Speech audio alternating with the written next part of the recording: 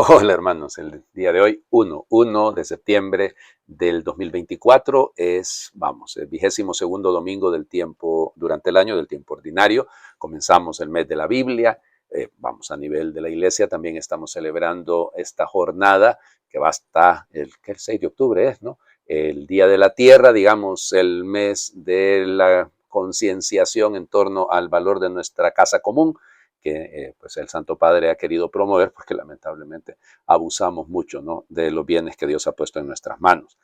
Hoy también aquí en mi país estamos celebrando el Día del Migrante, el primer domingo del mes de septiembre, siempre es el Día del Migrante, así que vamos a orar por tantos hermanos, sobre todo aquí entre nosotros, no solo los que se van, porque han sido muchísimos los que han dejado el país, hay un derramamiento demográfico terrible, una hemorragia terrible, y luego también los miles de hermanos sudamericanos que están pasando, sobre todo venezolanos que están pasando por aquí, por mi país. Es una realidad, aunque no les guste escucharlo a algunos por ahí. Bueno, vamos a las lecturas del día de hoy. Ya saben que el domingo nos dedicamos pues a la palabra del Señor directamente y no a hablar de algún santo.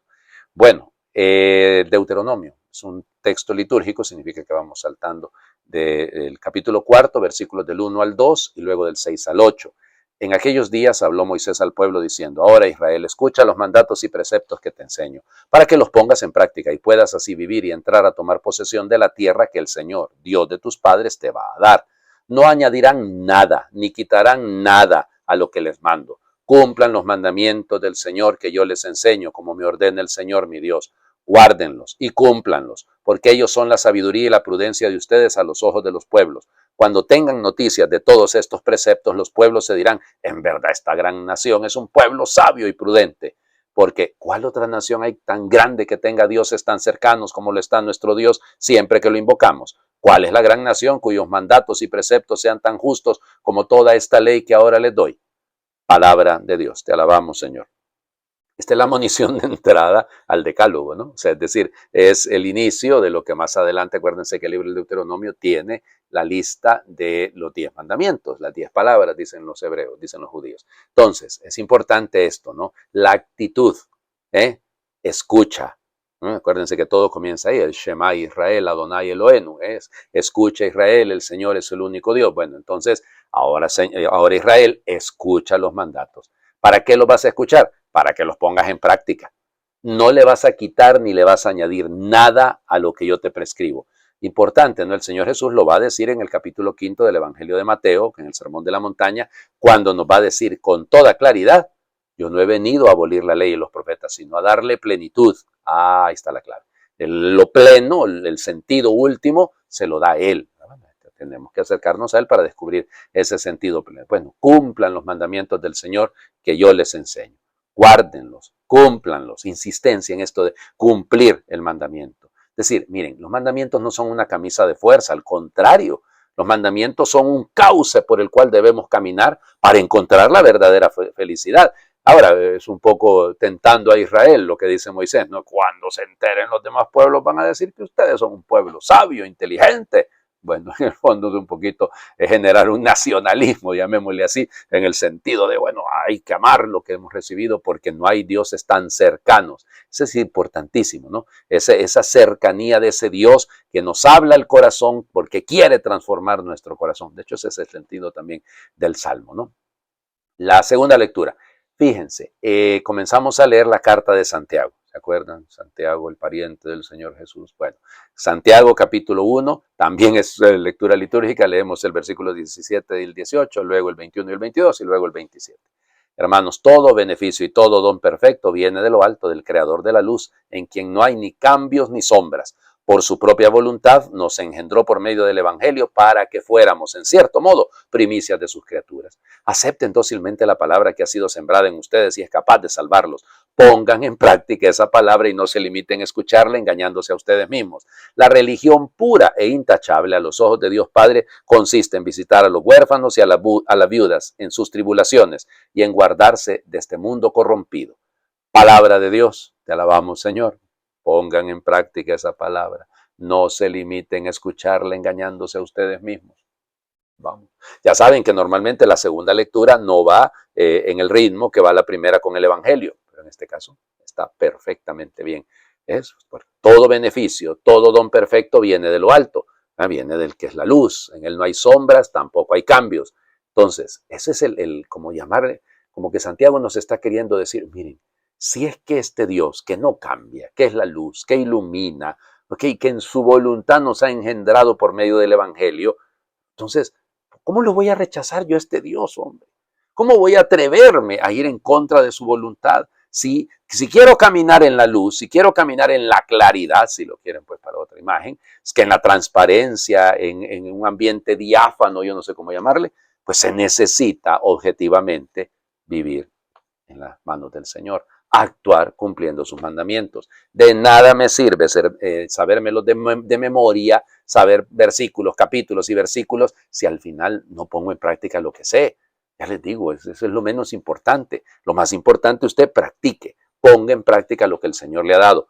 ¿Ves? No se limiten a escucharla. Es interesante esta expresión, engañándose a ustedes mismos. En el griego que utiliza este texto de Santiago, la manera como lo dice es volviéndose necios ustedes mismos, o sea, como convirtiéndose en tontos. Esa es una manera un poco simpática de decirlo, ¿no? Pues sí, es que nos atontamos, no sé cómo llamarlo, ya, cuando no somos capaces. Miren, si el camino está trazado y está claro, ¿para qué perdernos? ¿Para qué andarnos dando vueltas en cosas que no? Eso es exactamente lo que pasa en el Evangelio. Fíjense. Volvemos a Marcos, ya quedó atrás, evidentemente, la lectura del Evangelio de Juan, que hemos hecho durante 6 domingos, no mentira, 5 domingos fueron, no fueron 1 de julio y los 4 de agosto. Bueno, entonces, el capítulo 6, eso sí, de Juan. Ahora volvemos a Marcos y el Evangelio de Marcos nos va a acompañar los domingos, acuérdense los domingos, hasta pues llegar al final del año litúrgico. Estamos el domingo 22, entonces ya se imaginarán, 12 domingos más. Marcos también es lectura, cuando yo les digo lectura litúrgica, entiéndanme, no se trata, decimos litúrgica, es una manera de llamarlo, porque vamos saltando capítulos, vamos saltando versículos, no capítulos, no, vamos saltando versículos y entonces hay que leerlo. Entonces, fíjense, Marcos capítulo 7, sí, del 1 al 8, luego nos saltamos del 14 al 15 y luego del 21 al 23. Ya les explico a dónde va este asunto. En aquel tiempo se acercaron a Jesús los fariseos y algunos escribas venidos de Jerusalén, viendo que algunos de los discípulos de Jesús comían con las manos impuras, es decir, sin habérselas lavado. Los fariseos y los escribas le preguntaron, ¿por qué tus discípulos comen con manos impuras y no siguen la tradición de nuestros mayores? Los fariseos y los judíos en general no comen sin lavarse antes las manos hasta el codo, siguiendo la tradición de sus mayores. Al volver del mercado no comen sin hacer primero las abluciones y observan muchas otras cosas por tradición, como purificar los vasos, las jarras y las ollas. Jesús les contestó, qué bien profetizó Isaías sobre ustedes, hipócritas, cuando escribió, este pueblo me honra con los labios, pero su corazón está lejos de mí. Es inútil el culto que me rinden, porque enseñan doctrinas que no son sino preceptos humanos. Ustedes dejan a un lado el mandamiento de Dios para aferrarse a las tradiciones de los hombres. Después Jesús llamó a la gente y les dijo, escúchenme todos y entiéndanme, nada que entre de fuera puede manchar al hombre, lo que sí lo mancha es lo que sale de dentro, porque del corazón del hombre salen las intenciones malas, las fornicaciones, los robos, los homicidios, los adulterios, las codicias, las injusticias, los fraudes, el desenfreno, las envidias, la difamación, el orgullo y la frivolidad. Todas estas maldades salen de dentro y manchan al hombre. Palabra del Señor. Gloria a ti, Señor Jesús. Ok. La controversia, recuerden en el Evangelio de Marcos, la controversia es con los escribas, ahora se suman los fariseos. Dicen los expertos en el siglo I que la presencia de fariseos en Galilea en la primera mitad del siglo I es muy poco probable. Fíjense lo que estoy diciendo. O sea, claro que existían los fariseos, pero la mayoría de los fariseos, eran casi 4,000, se supone, en tiempos del Señor Jesús, de esos perushim, estaban más en Judea, estaban en el área de Jerusalén, no en el norte, no en Galilea. No significa que no hayan tenido alguna influencia, claro que la tenían. Ahora, los escribas sí. Y entonces Marcos nos está contando, de hecho en el Evangelio, insisto, de Marcos, la pelea realmente es con los escribas. Si ustedes se recuerdan, en el capítulo 3, lo leímos hace muchos domingos atrás, hay una controversia con los escribas, porque ellos decían que Jesús expulsaba a los demonios por el poder de Belcebú. Él era el príncipe de los demonios. Entonces, fíjense, el conflicto va con ellos. Segundo elemento, y esto es muy, muy importante, vienen de Jerusalén.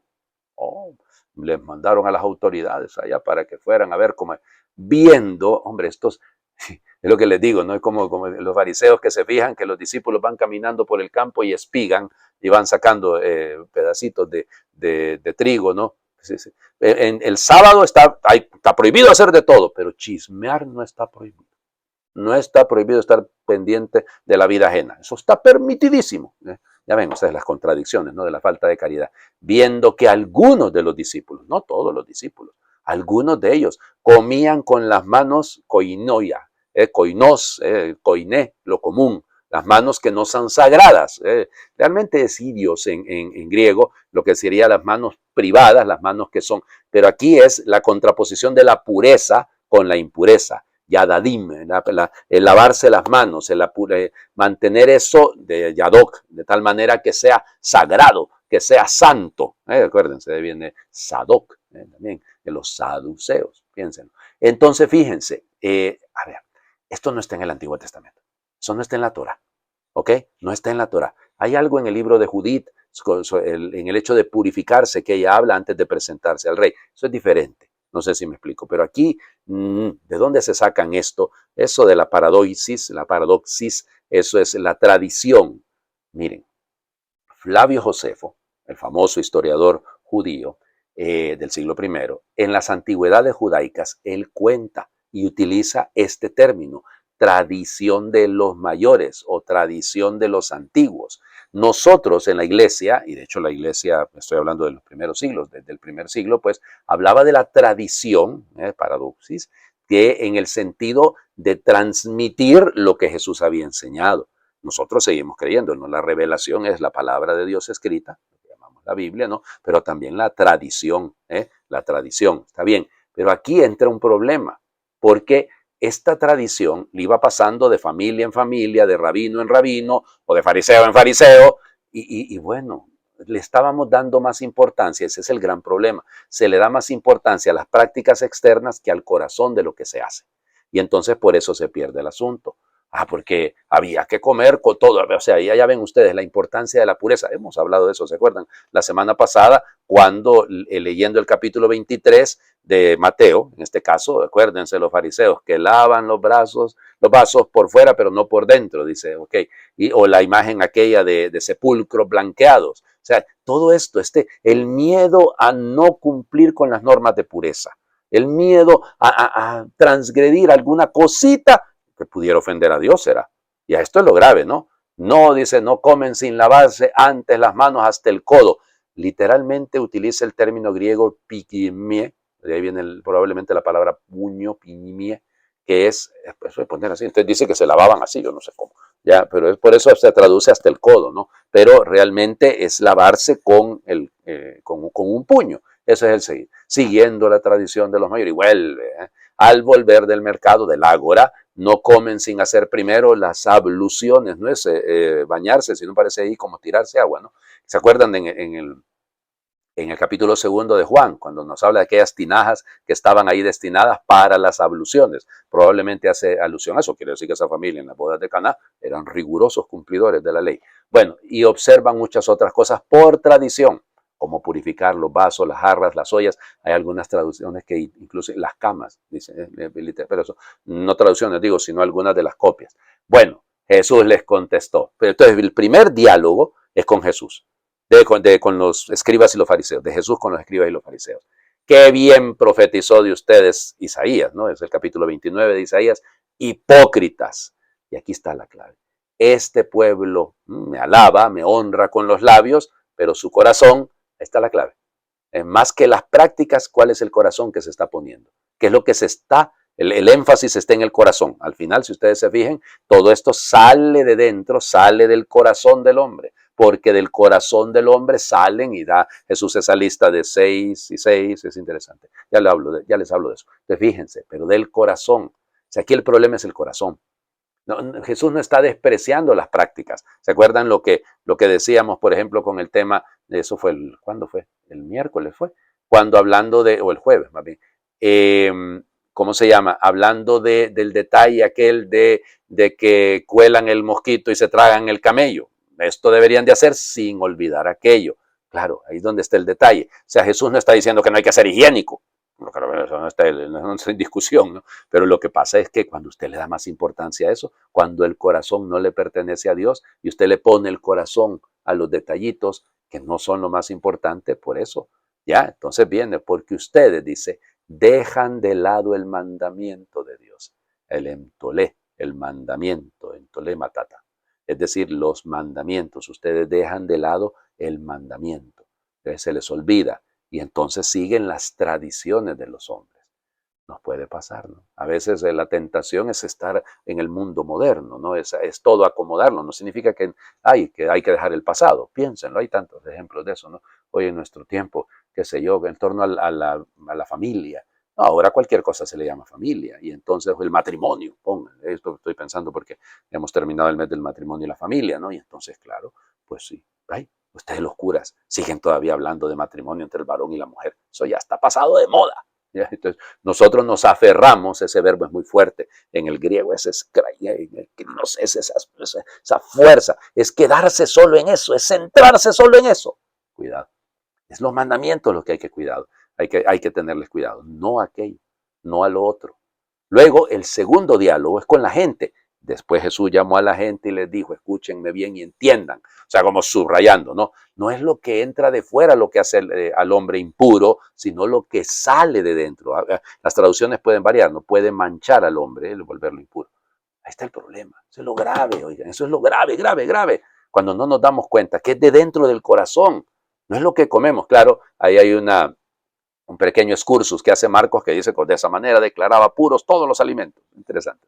Pero igual, es eso, la gente está a veces, hoy no, cuidadito comemos esto, cuidadito comemos aquello, y le van generando a uno unas situaciones, no, el cuidado por salud puede ser necesario, ¿no? Pero hay una actitud a veces como que lo más importante es lo externo, no es lo que sale del corazón. Repito, no significa no cuidar aquello, pero lo importante es ver el corazón que ponemos en las cosas. Luego, fíjense, los últimos versículos que leemos, nos saltamos al diálogo con los apóstoles en la casa. No leemos todo el texto, pero aquí está, hay mente 3 diálogos. Entonces, el tercer diálogo es cuando ellos le dicen, Señor, explícanos esa parábola, explícanos ese masal. Y él les dice, ustedes en serio que son tercos, son duros de cabeza. Miren, no es lo que entra al hombre, lo que puede, porque lo que sale del hombre, entonces una serie de 6 cosas en plural, que es una buena síntesis de los 10 mandamientos, y 6 en singular. Y entonces utiliza malas intenciones, fornicaciones, robos, homicidios, adulterios, codicias. Sí, hasta ahí, son 6. Perdón, o la injusticia es la sexta, porque las malas intenciones es en general. Y luego comienza a señalar fraude, desenfreno, envidia, difamación, orgullo. La palabra orgullo me encanta a mí, tal vez porque soy yo también bastante orgulloso, pero hiper, mucho, grande, faineia, ese es el mostrarse, el aparecer como grande, eso es el orgullo.